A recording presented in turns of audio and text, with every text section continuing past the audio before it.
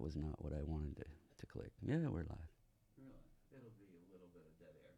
That's all. 2 minutes. That's all right. Since I have to run everything, we'll.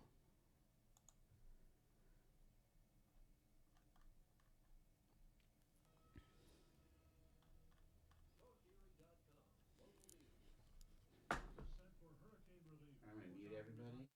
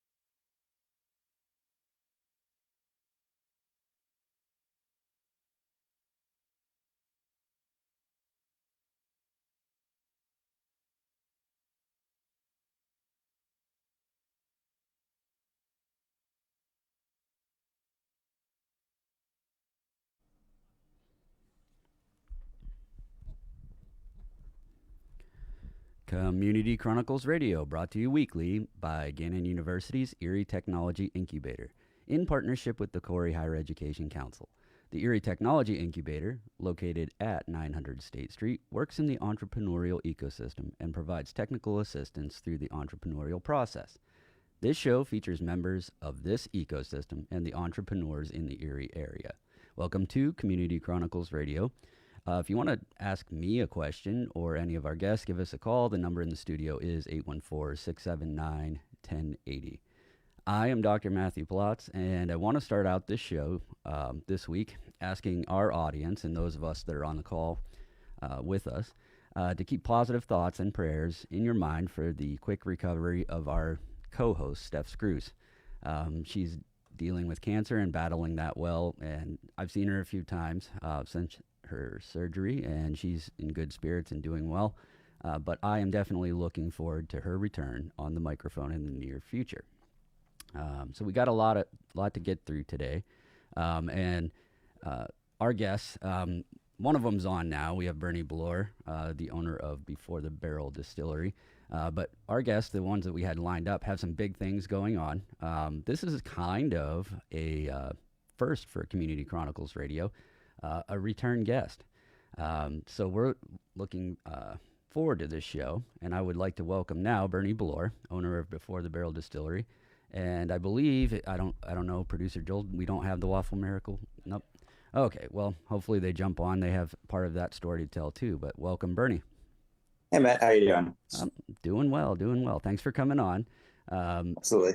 so first repeat guest, but there's a big reason behind that, and we'll get to that shortly here. Actually, let's not do that. Let's go ahead and let everybody know what your big news is. Let's start there. Sure, yeah. So the big news for us is that we're moving from our location in Corey up closer to Erie. That's a Route 8 area. And in addition to that, we're taking our bar and distillery and everything, as well as partnering with a Waffle Miracle, like you kind of led to earlier there, to kind of do a complete dine-in experience. That's great. So a lot of times my drive down to Corey, I live in Erie. I drive down to Corey for work, using Route 8. I've driven past that facility where you're moving several times, and I saw the for sale sign out there. And my now wife can attest to the fact that every time I looked at that building, I thought, man, that would be a great place for a brewery or a distillery. There's a lot of space in the back, outside. Just looks, it has that look to it. So I am not surprised in that that was the kind of business that moved in, and it'll be a little closer to home, so that's good for us. Absolutely, yeah. So, yeah, without to go more into detail, I guess about that is it's 8651 Wattsburg Road, which is like you said, Route 8, just south of I-90 there. And it was the building we're talking about was the old Dan's Boardwalk building. Yeah, yeah. So there's a series of points in an entrepreneurial journey where certain things happen. And we try to talk about that to encourage other entrepreneurs to, take the chance. If they have a great idea, why not try it? And you had that, but I would like to kind of highlight for the other potential entrepreneurs, or some of them that are already through that process, what led you to the decision to move from the Corey location, and how did that kind of go? Can you background that? Yeah, absolutely. So for me particularly, the big thing was my business has kind of got to the point where I was ready for it to become more of a permanent staple. So in Korea, I've been renting for the past couple of years, and within the last year or so, I decided that I wanted to make that next step of owning my property. So that was kind of the big driving force behind it.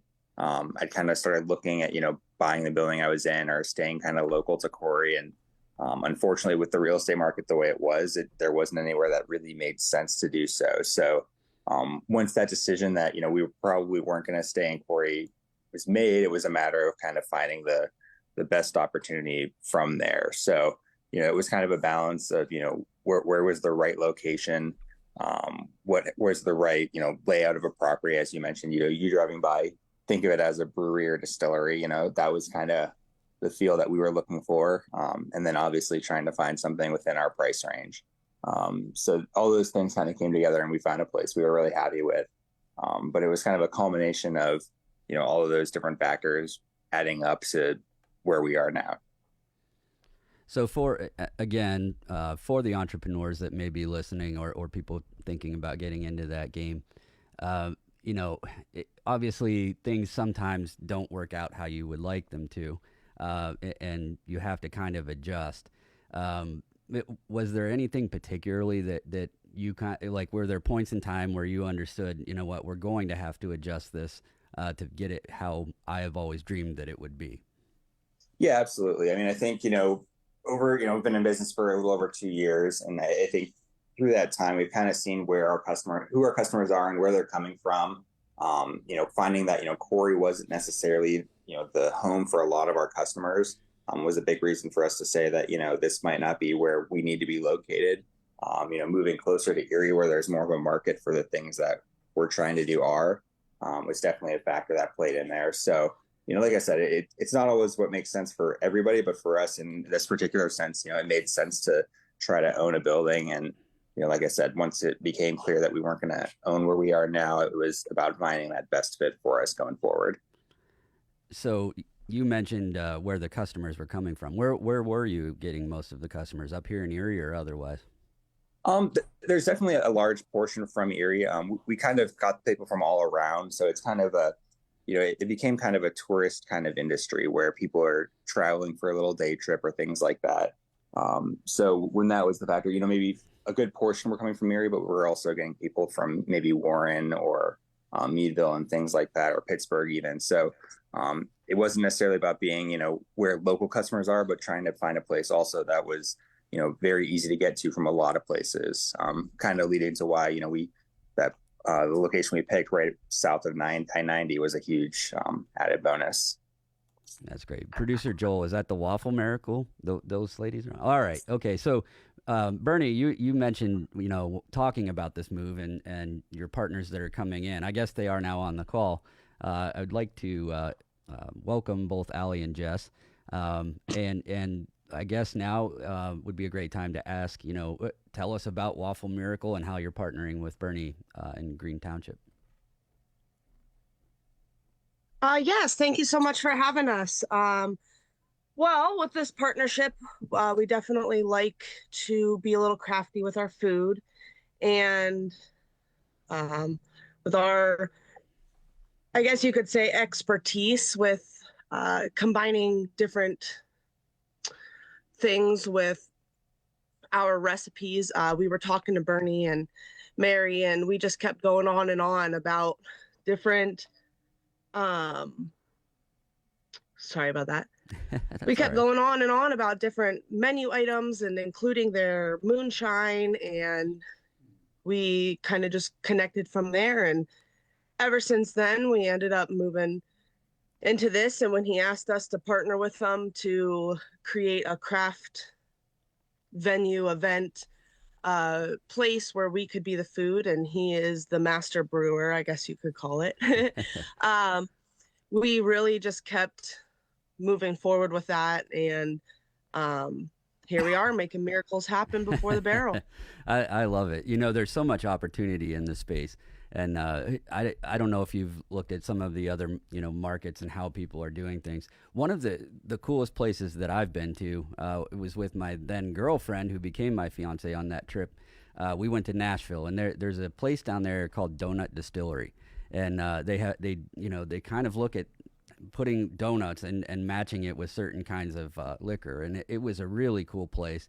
And the things that you could create there to kind of go together are probably endless, right? Yes, I mean a lot more than just sweets. I mean we go all the way to the savory, but the waffles are just our food truck niche. I mean they'll always exist in our menu, but my partner Alexandra has a culinary degree and Wow. can do kind of chefing with all the way from fancy to just a sandwich and fries and make it taste delicious and affordable because it's homemade, of course. And so there's a lot more to it. But yes, the collaboration between the distillery and food is our main focus. Gotcha. So I'd like to back up a little bit. We had Bernie on the show. I think it was our first show. So that one was it was definitely a learning process. But we've tried to over the course of time pay attention to backstories and the people behind the entrepreneurial experience. Allie and Jess, can you tell us a little bit about yourselves? Are you native to Erie? Give us some background. Yes, born and raised, both of us. Jessica, I'm from Harbor Creek, and Alexandra's from Waterford, so the Summit area. So we're both familiar with the new location, the previously known Dan's Boardwalk. 8 years ago, we met. 6 years ago, we started with tents and tables. Two women entrepreneurs that worked hard and wanted to make it happen. We started a waffle miracle as tents and tables. Then we moved on to a little pop-up camper that we hand built and became Top Food Truck. Then COVID shut us down for a couple years. We stayed ambitious, continued to build a trailer that has made us #1 food truck in Erie now. Oh, And outstanding. becoming top 3 caterers, top 3 burgers, and top 3 desserts for Erie Choice Awards Oh, to congratulations. this day. Yeah. That's awesome. Now we actually have 2 food trailers on the road, as well as opening up this kitchen as well. All right. So partnering with Bernie at the new location before the barrel, what kinds of food specifically are you planning to serve there? What can people find if they come in? Well, we're definitely gonna have our waffles. A lot of people, while we're on the road, we really always get asked, where are you located? And normally we just say, well, we do 2 to 5 events a day. Find us on social media and you'll see where we're at. But with this, we kind of want to make it more crafty, I guess you could say, with incorporating his drinks as well into our So food. like wing sauces per se, because everybody needs pizza always I'm losing you a little bit. Are you close to the mic? Yeah, you're being Yeah, we're just There you trying to are. make more foods into something more crafty. So instead of the normal stuff you have in Erie, we want to kind of enhance the flavors, enhance the atmosphere and the experience that you get when you eat our food. And his drinks, of course. We do a lot of pairing with the food. So, like, if he has a certain drink, we'll make a certain menu item. We will have a ever changing menu. So, you'll have all your fan favorites, but we'll always be changing what we are creating in the kitchen. Is there any incorporation of the liquor that Bernie's making? Oh, absolutely. Yeah, that's one of that's our great. biggest focuses, as well as pairing with his drinks. We'll be Oh, that's taking his awesome. liquor and making it. So, like the wing sauces and different sauces that we would be adding, or different meats that will be soaking in it overnight or being cooked in whatever kind of crazy concoctions he comes up with. I know you mentioned the going to the socials and finding out where you are and what you have going on. Can you talk about any of the events that you have coming up soon? Yeah, so today actually we'll be at Emerson Gridley feeding all the awesome teachers for lunch, but it is open to the public as well. That's from 11 to 2. And then we will be at the Browns Farm tomorrow for a cross country, which is also open to the public. This one's a little longer. It'll be 11:30 to 4 p.m. And then next week we got a couple events coming up as well, but definitely stay tuned and find where the miracles are at. So I want to circle back a little bit to Bernie and all of the things that he has going on, but we'll get to that in a minute. So Allie and Jess, we always I try to ask now because our sponsor is the Erie Technology Incubator, and Brad Gleason and Kathy Roach that run that work in the entrepreneurial space. And one of the things that they focus on is how businesses come to be and kind of that process of building a business. I think we've talked to Bernie before about this. Bernie, were you involved in that ecosystem at all? Did you go through the Beehive or the Small Business Development Center? I did go through the SBDC and the opening parts of when I was starting my business, and then since I've opened my business, I have utilized the Beehive on numerous occasions for several of their different services. That's great. I always recommend that. There are so many people that when I'm talking about entrepreneurship and you know what they're bringing to the table, have no clue that these resources are available. And it's always interesting to me to kind of, you know, there's always that nothing is free, right? That great service couldn't possibly be free, but it is. And I encourage people to do that. Allie and Jess, is that part of your process or did you go it alone? That is definitely something we started looking into, was the Gannon SBDC. We sat down through a couple of their, what are they called? Lessons. Yeah, A couple thank different you. classes, but ultimately we did end up doing it all on our own. Gotcha. Getting too busy to follow up, but we need to get more involved and hopefully get some employees so we can have free hands to further our education on our business. That's the great part about it is there, you know, through each college or university and the library, it's not just people who are starting a business in the Beehive. There's the capability of them to, you know, kind of maximize what they have now. If you're looking for a bigger market share or, you know, expansion of what you're doing. And like you said, employees are a big piece of that. The Beehive helps with all of that. And like I said, it comes to as a surprise to a lot of the entrepreneurs that I talk to. But we like to talk about it here quite a bit, just on the off chance that somebody's out there listening and they have an idea and they're just kind of holding back. You got to know that there are supports here in Erie, and it's good to know that you know, businesses who are starting to make a difference in this area have utilized those services. So thank you everyone for that. So we'll do this. The other part of the big news: when will you be open? Yeah, so we're kind of working through it right now, where we're working on licensing and fixing up the building to get it to the quality that we want it to be at. So it's still kind of very open-ended on when particularly we're going to be hitting the market and things like that. But our end goal is to be basically open and running by the beginning of next year, hopefully phasing in a few different things at the end of this year. So how long do we have in Corey to get your product there?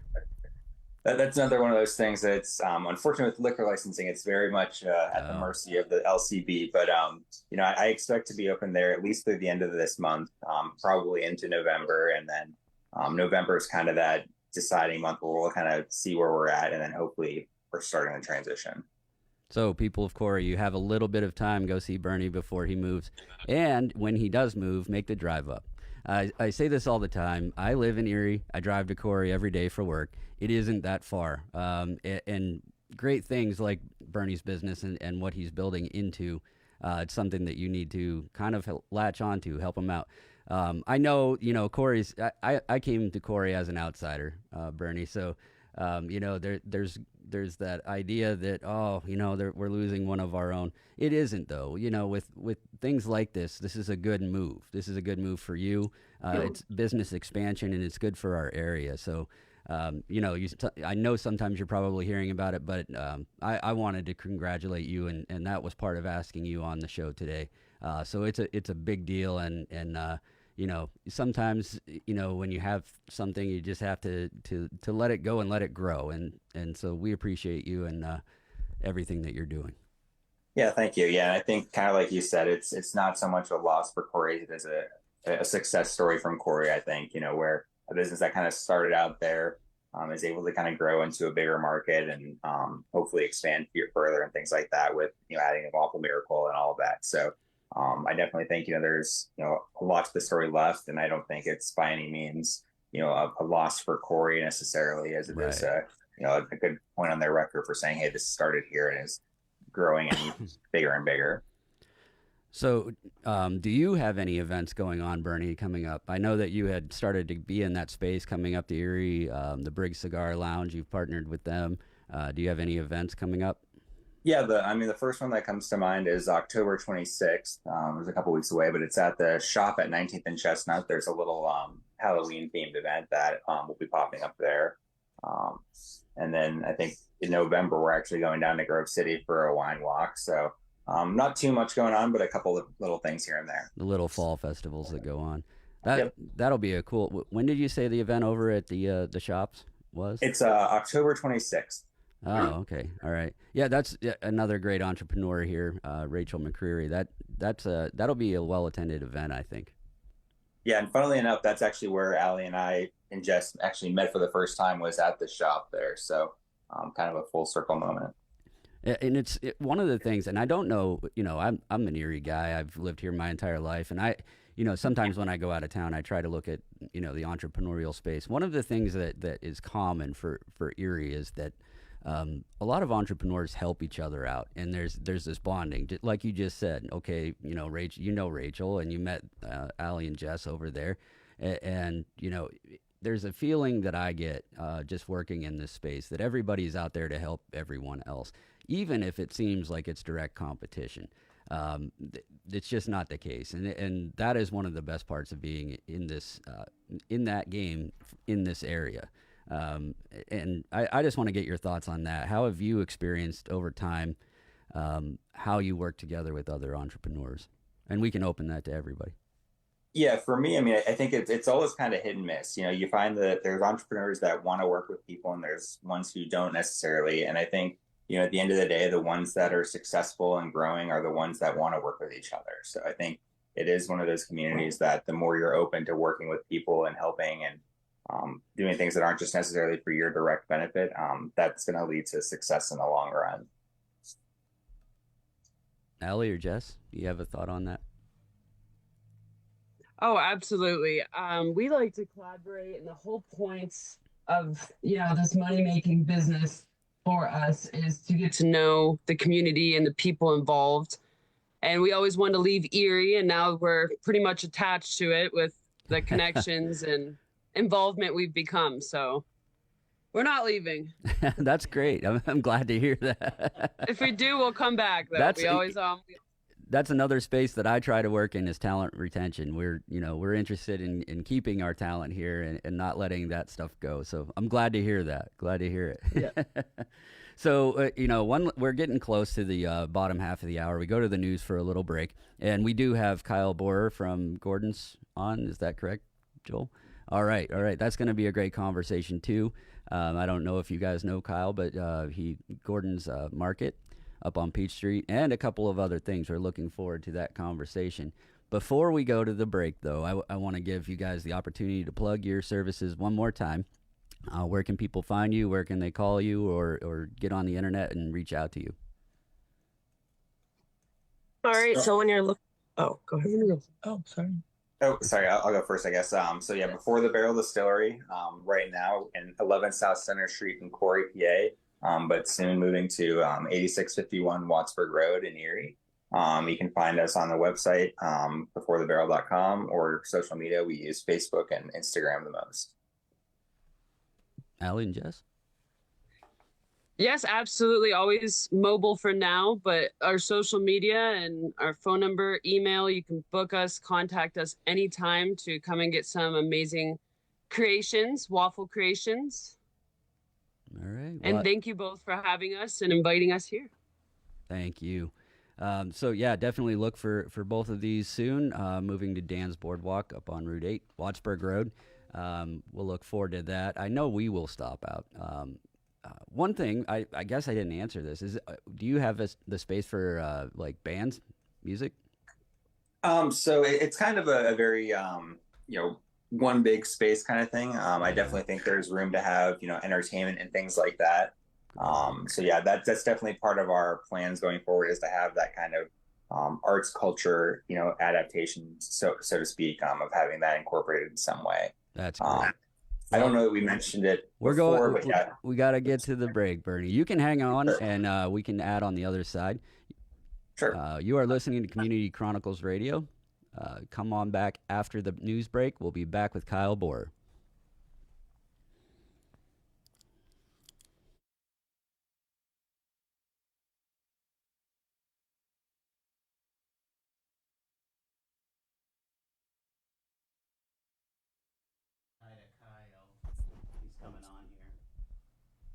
Good to go. Yeah. Good morning, Kyle. Hey, how are you? Doing well. How are you? I'm good. All right. You sound good on there. So yeah. Okay. We got about 2 minutes before we come back. Okay. Sounds good. Now I gotta flip everything here.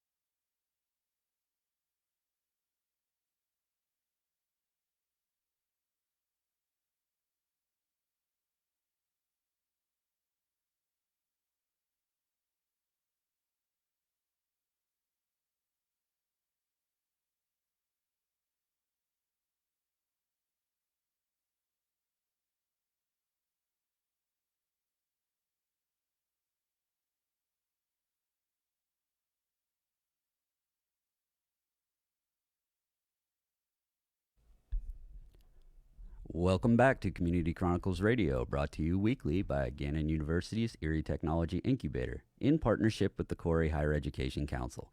The Erie Technology Incubator, located at 900 State Street, works in the entrepreneurial ecosystem and provides technical assistance through the entrepreneurial process.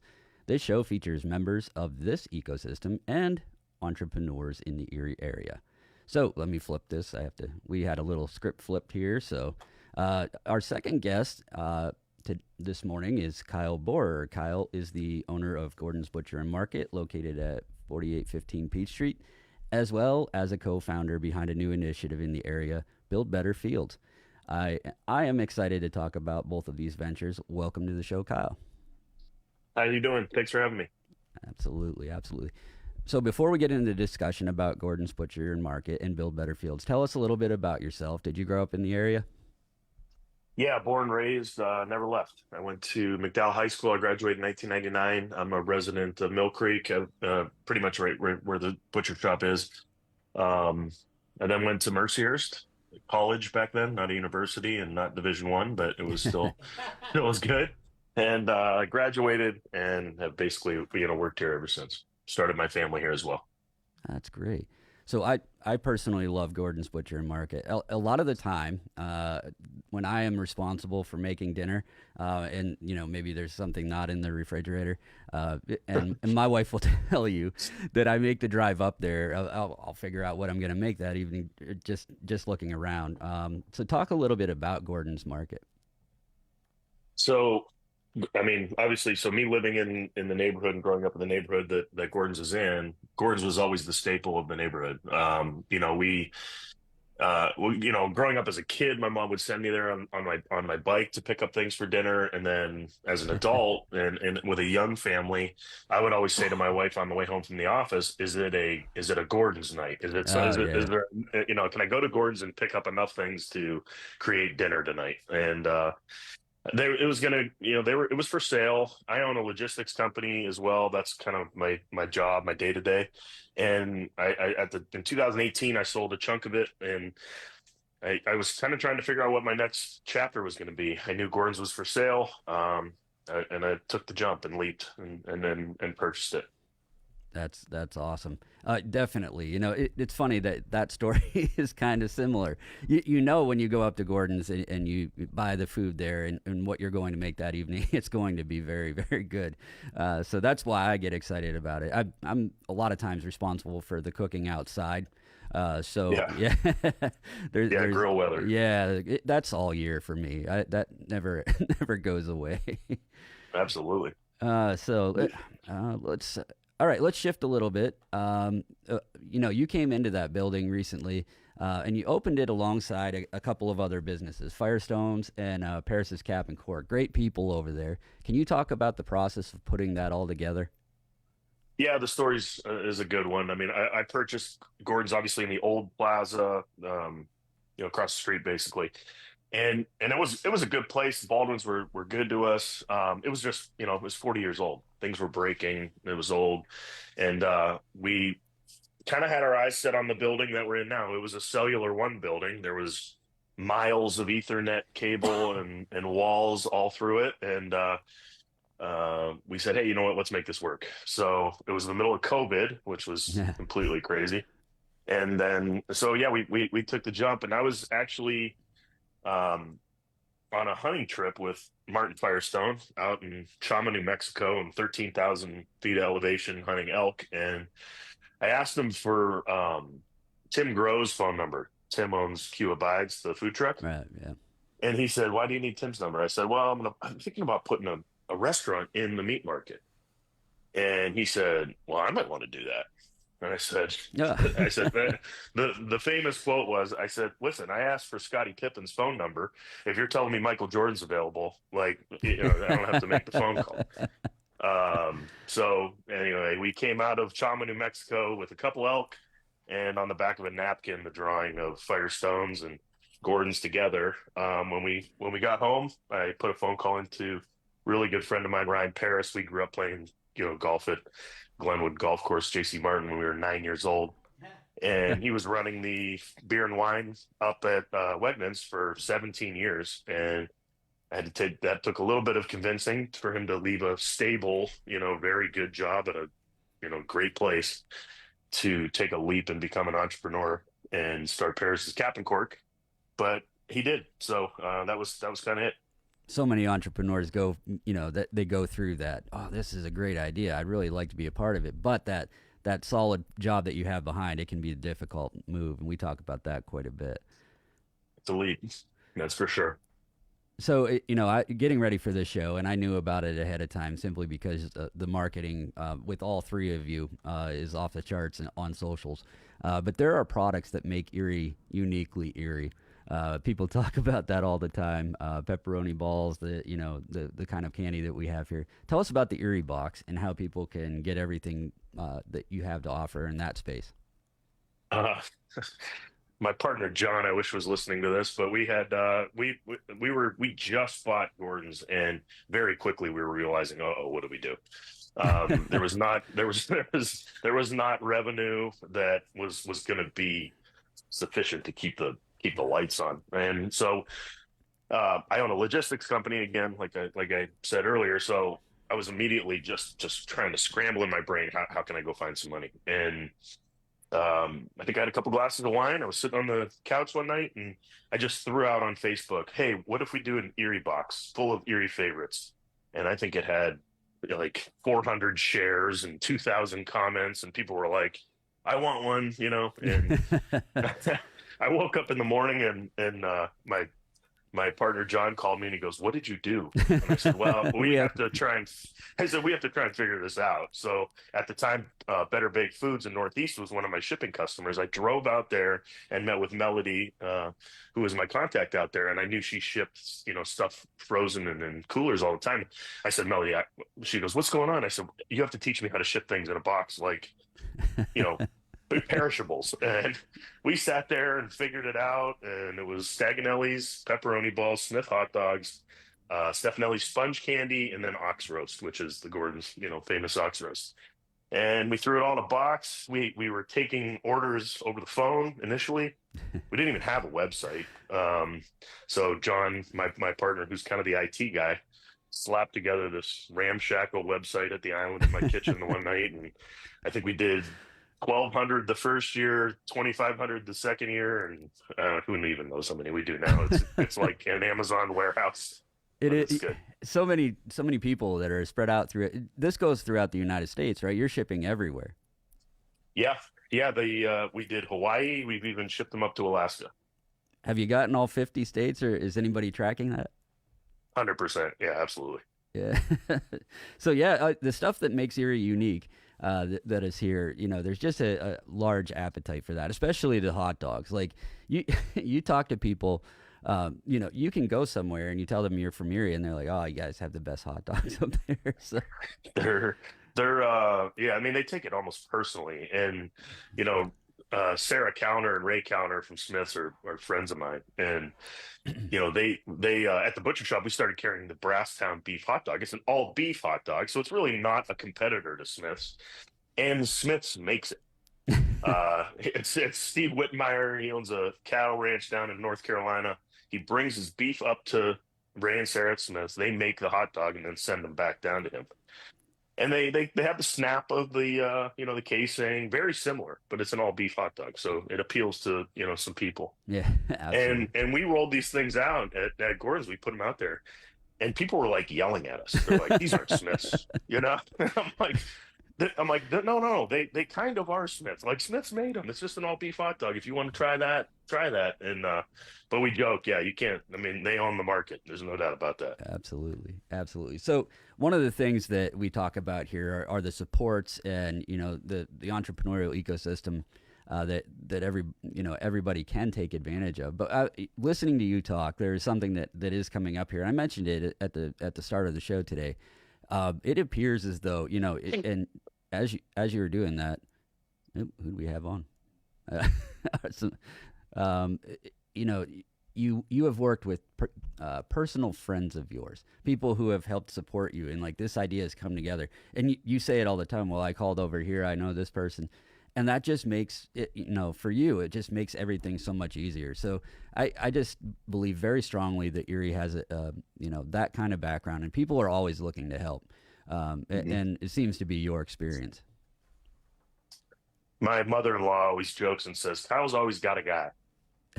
And, like lawn mower, whatever it may be, and, something that you need to have done. And, I think I learned that very early on as a sales rep, as a salesperson. I mean, I started at New York Life out of college selling life insurance. It's a tough job. And what I always did was even when I didn't get the sale, it was always, well, did you build a network? Did you build a piece of your network out? Right. And I always looked at it like, you might not always get the win, but you may create a relationship that could get a win later down the road and pay dividends, or you could help that person out too. And that's kind of the way I've always lived in my professional world. And it works. You know what I mean? Right. The older you get, it eventually starts paying dividends for yourself, but then you also get the satisfaction of helping others too. Yeah, absolutely. That's part of this show. I told producer Joel I had the opportunity to come on his show yesterday afternoon. I got to talk a little bit about what we're doing,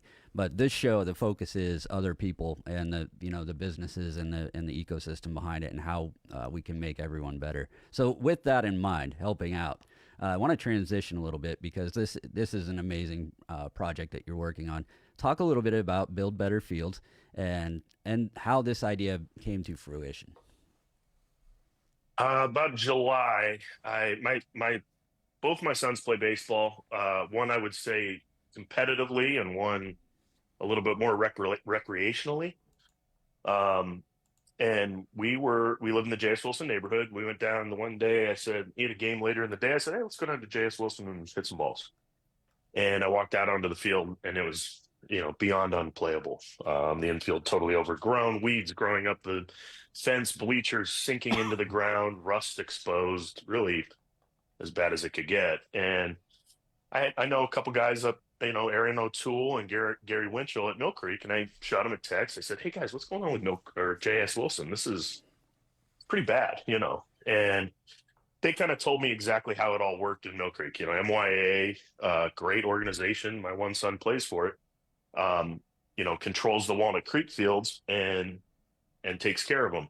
The school district kind of maintains as well as they can some of the other fields, and obviously manpower, money, it's challenging. So the combination of the fields getting neglected, and then my other son who plays for the Erie Outlaws, they have a very difficult time finding fields, period. We're always hunting and trying to find fields, and some of them aren't safe either.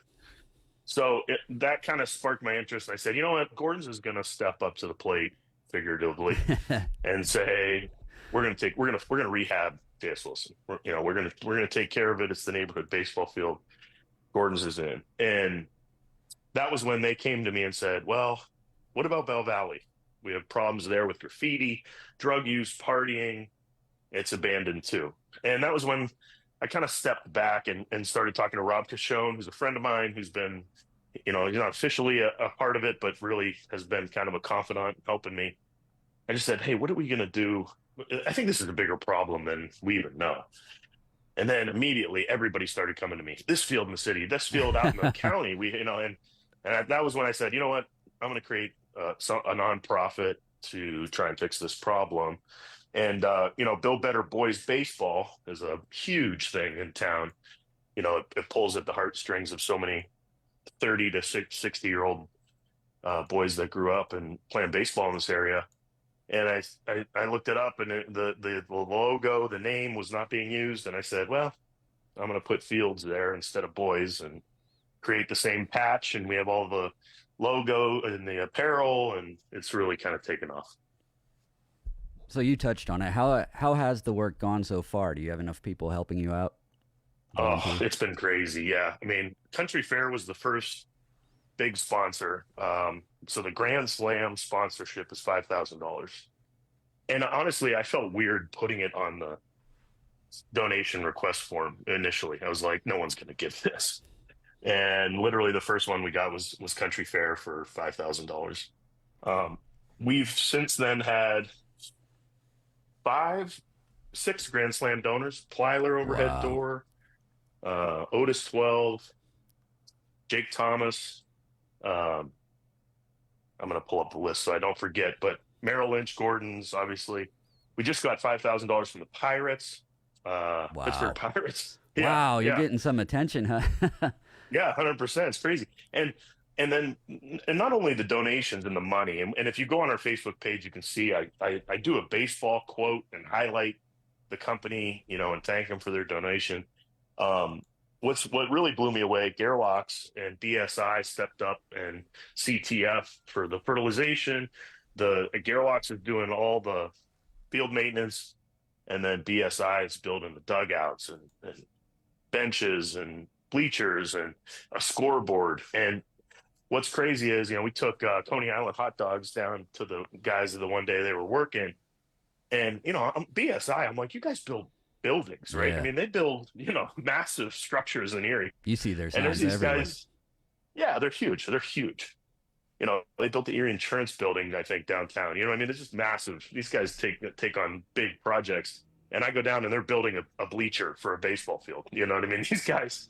And we took them some hot dogs. They said, hey, can't thank you guys enough. And they're like, are you kidding me? This is the coolest project I've done all year. Like they were pumped up too. They're like, my son plays baseball for Allegheny. And it was they were excited. And that was fun to see.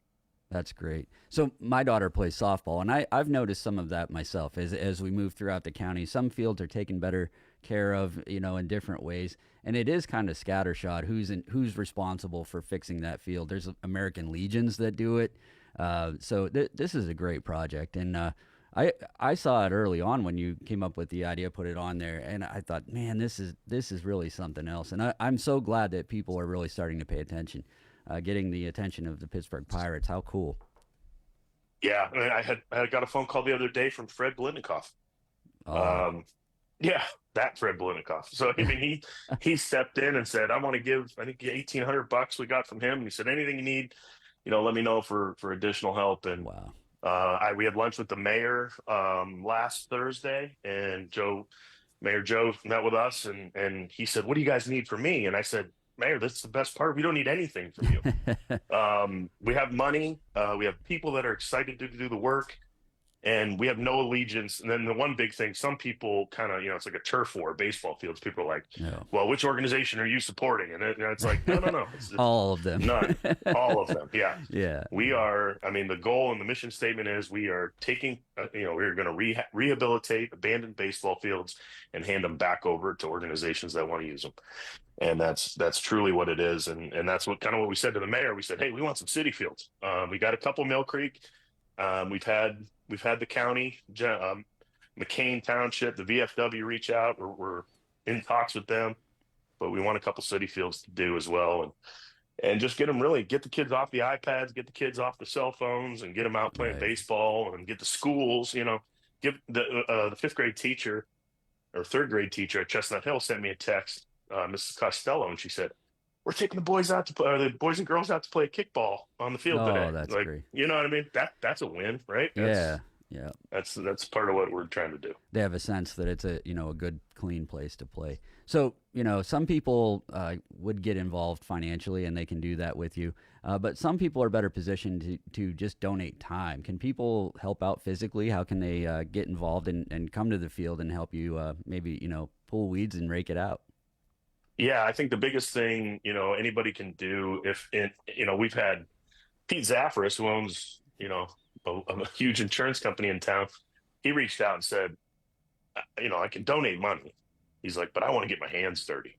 Yeah. Like I want to get in the, I want to get in the heavy equipment. And so, yeah, absolutely. We will accept any help anybody wants to do. If they hop on Facebook or Instagram and find us, Build Better Fields, and send us a direct message. At Bell Valley next week, we're going to be painting dugouts and painting chain link fence, and so there's plenty of work to go around, and we would appreciate the dollars or the sweat. Absolutely. So if you have time, reach out on Facebook and get involved one way or the other. There's always Erie is very good at helping each other out. So one of the things I noticed, you have merch. You mentioned changing it out from the logo and everything. Where can someone get your gear? Same place, Facebook? Yeah, on Facebook we have a link to the shop page where This took me a minute to find to study, but I actually found every single Build Better Boys team color back in the 80s. So maroon, orange, yellow, hunter green. So whatever Build Better Boys baseball team you may have played on 50, 30 years ago, we got the hat, the old school foam hat with the patch. We have the commissioner's cap, which is a nicer hat. We have sweatshirts and t-shirts, but the link is right on our Facebook page, and all proceeds go to the fields. Well, thank you, Kyle. This is a great story. I'm glad that we got to share it here on the show. You're doing great things, and it's impressive, the network that you've built and your capability to get these things done. It's so important. Sports are important for the youth. Just learning how to work with others and being part of something bigger. Clearly, that's was part of your process as well. You did mention you played sports when you were younger? Yeah, I was a basketball player, and then I was also a cross country and track and field runner. I ran for McDowell, and then I also ran in college at Mercyhurst. That's your, kids, I don't think realize that, okay, you're playing a sport, you want to be good at it, you're, working with other people, but it teaches you those things. It teaches you about disappointment. Number one, it's not always going to be success, especially baseball. My goodness, softball. I tell my daughter all the time, well, you struck out that time, move on. This is the next at bat. But dealing with the failures and the things like that, it gets you well prepared, and it also teaches you how to work with other people. And you're yeah. I said to my baseball coaches and my sons, that's the one thing I've never. I was the world's worst baseball player ever. I mean, I was terrible. So I coach basketball at J.S. Wilson, 8th grade basketball. I have for 9 years now, 8th grade, 7th and 8th grade, and so I know basketball. But with baseball, the nice thing is I just get to be a dad. Yeah, I don't. Yeah. And I tell the coaches, I'm like, you don't want me anywhere near these boys. I know not. Absolutely, I'm terrible. So I coached Maddie's team. I can't remember how many years. T-ball. I did T-ball, which was something else. That wore me out. But I think it might have been T-ball in a couple more years. But I made that conscious decision too. I'm done. I'm not coaching this team. And it's real. I mean, it's really nice to sometimes just be a dad. Yeah, I enjoy it. Yeah, absolutely. So you have a few minutes left. Anything else you'd like to add? No, I mean, I think one of the things I just said it the other day, you talked about building a network, and a lot of people try and put effort into it. And, it comes naturally if you let it happen. Being an entrepreneur, you have a lot of, great days. And then sometimes you have, really difficult days. Bills are stacking up. You're trying to, make things work, and they're not. But, I think the most rewarding thing, especially about Gordon's, I came home yesterday, sun's shining, grills are out, and it was just a popping day at the market. Everybody was coming in, and I came home and I said, I just love Gordon's. I just love being there. You know what I mean? It's not my job, you know what I mean? But there's just something about it. And people the best thing, my favorite time of the year is the winter, right before Christmas, when everybody's coming in to pick up their prime rib or their tenderloin and turkey. And they say, how do I cook this? And what do I do here? And we take them over to Chef, and Chef, gives them tips and pointers, and sometimes grumpily, but usually he's pretty good. But it's just, it's helping everybody out is really what a part of, I believe. I always say the neighborhood, and that's, truly a real thing. I think this world that we live in is trying to make us divided. And if you really boil it all off and down, we're not. We're everybody's good people. It's a great place. Like I said, if it's up to me to make dinner and there's nothing kind of ready to go in the refrigerator, I drive specifically up there to get stuff. And like you said, you walk in and you just get a feeling of a great place to work. Your staff is very attentive. I have never waited more than I would say a minute before they ask, what would you like? The big problem is sometimes I'm just standing there in awe, looking at the case, figuring it out. My staff is unbelievable. I think we have, when I purchased it, there was 9 people working there. I think we now have 45. I think the average, they made $9 an hour, $12 an hour. And now, these our team makes anywhere from 15 to 25. And we take care of them. I mean, we want everybody. We want it to be a place. We have health insurance. I mean, Wow. we've realized right out of the gate, if we take care of them, they'll take care of us and Absolutely. you as a customer. And then everybody usually is pretty much in a good mood and very attentive and likes being there. And that's important to us. I'll share with you one of the. I think I made a post on somebody's post at one point, and you saw that, and yeah, that's great. We got two. You had tomahawk ribeyes on sale, and and I looked at the Facebook post, and I'm like, man, I'm gonna go up and get one of them. I got up there, and there were two in the case, and I don't know if that was all there was, but I'm like, you know what? Just give me both of those. That was the single best decision I've ever made. Probably the without hands down the best steak I've ever made at home. I reverse seared them in the smoker and then brought them out. It, like my wife will tell you that she was sitting there just looking at me in awe. To this day, I'm like, oh, we got to go back up there and get some more stuff. Yeah. Did you walk around like Fred Flintstone afterwards with the bone? Yeah. It was a kind of a cool experience. It definitely has that wow factor. But we have to finish up. I appreciate you coming on the show, Kyle. It was a great discussion. I will see you soon up there. Well, you're not there a lot, but I will definitely be up, and I encourage other people to do so. So one of the things we do here, you talked about being a dad. At the end of our show every week, we try to throw the dad joke of the day in. It was a holdover from the previous show, and I really liked it. This one is just a different take on an old joke. Why did the Scarecrow become a baseball player? Why? Because he was outstanding in his field.